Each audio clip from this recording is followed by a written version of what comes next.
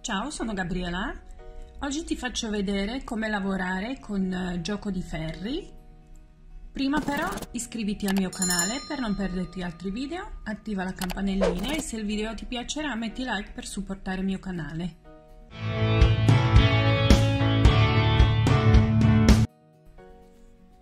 Ci sono varie tipologie di gioco di ferri. Io ne ho di tutti i tipi, tutte lunghezze. Acciaio, quelle magari non sono molto indicate per i principianti perché poi scivola il punto. Di plastica e legno o bambù. Ci sono corte 15-20 cm che si usano per fare le calze.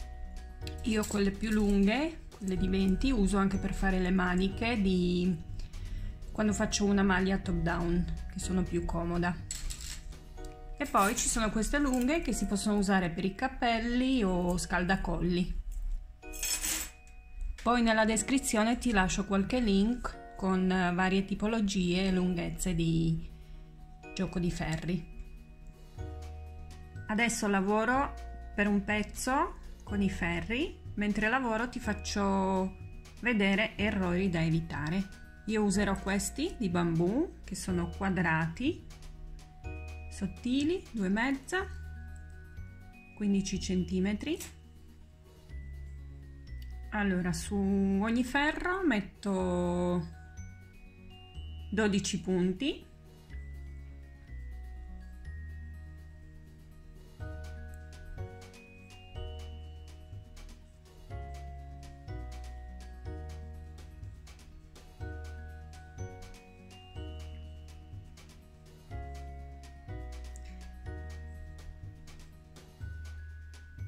Quando fai l'ultimo punto, stringi bene.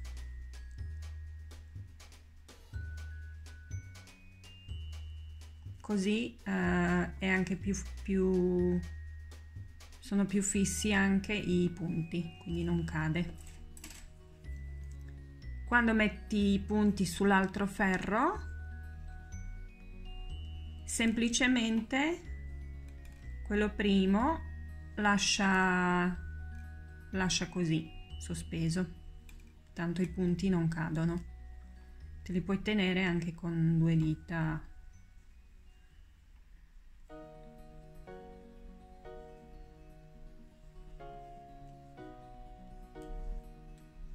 Ho fatto 2 ferri, adesso faccio terzo, quindi sempre lascio appesi questi due ferretti così.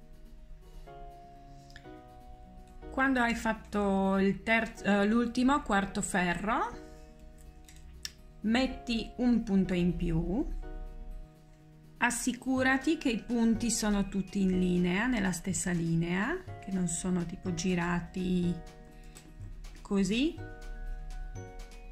ma con questo filo sempre tutti dentro. Adesso sposta 13° punto, sposta su primo ferro,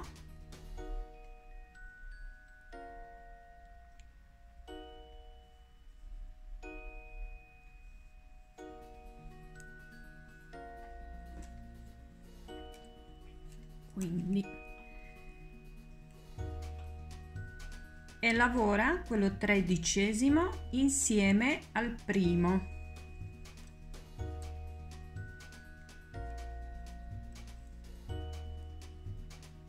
E stringi bene il punto, tira bene. Poi fai altri punti.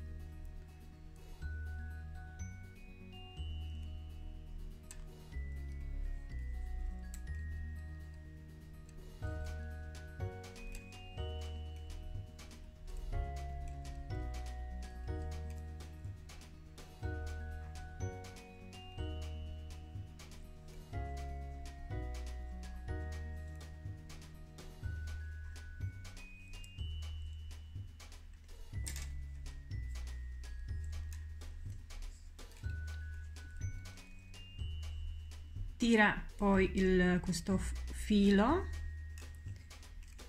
e abbiamo fatto questi due punti insieme, l'ultimo e il primo, per non avere poi buco qua dove si uniscono i punti all'inizio. Io ho fatto un campioncino, anche se non si vede bene, però di solito se non si fa nel modo giusto, qua questi due punti sono lontani da sé, cioè viene un buco che poi bisogna cucire con il filo. In questo modo, che abbiamo unito prima e l'ultimo punto, il buco non ci sarà. Si può fare che sull'ultimo ferro ci saranno sempre 12 punti e ultimo punto lo mettiamo sul primo ferro e primo punto di primo ferro lo mettiamo sull'ultimo ferro. Quindi si incrociano, però magari per un principiante è un po' più complicato. Come abbiamo fatto adesso è più semplice. Quindi poi si continua a lavorare.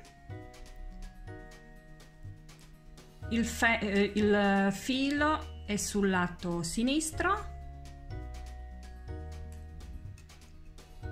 e si tiene anche con così si tengono i ferri, invece con ferro destro si lavora e quando fai il primo punto stringi bene, il primo punto stringilo sempre bene, altrimenti poi si creano i solchi quando si fa il cambio di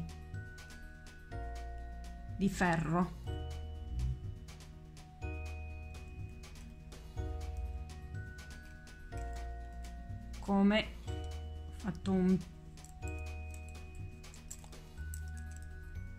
Come ho fatto qua, non si nota molto bene, qua non ho stretto apposta bene, quindi poi i punti sono distanziati e andando avanti viene brutto.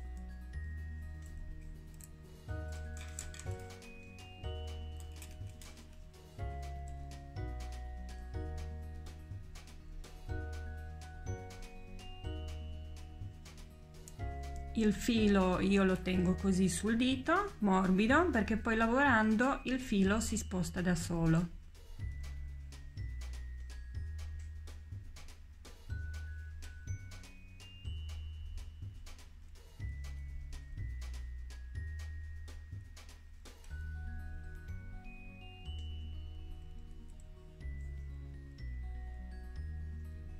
Poi se ti danno fastidio i ferri questi, magari con altre dita, spostali un po'.